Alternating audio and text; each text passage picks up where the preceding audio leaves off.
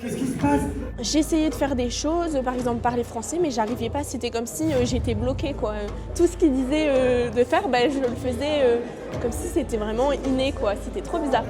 Alors aujourd'hui, je suis invité pour faire une espèce de conférence, talk show, petite présentation qui combine un volet pédagogique mêlé à un petit peu de spectacle et expliquer aux élèves quel est l'intérêt de l'hypnose dans leur vie actuelle et future et alors privée et professionnelle. Est-ce que tu veux que je tire sur le gauche ou le droit? Complètement.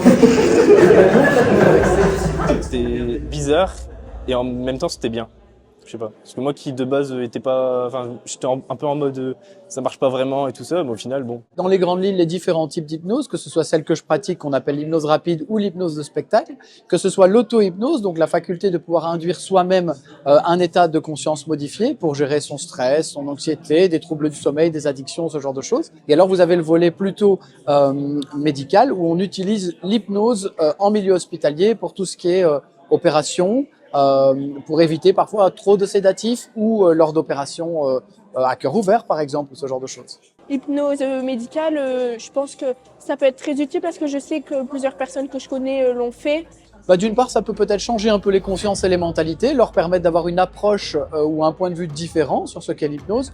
Pour un jour ou l'autre, peut-être y avoir recours, que ce soit pour eux, pour les personnes qu'ils encadrent ou pour leur entourage.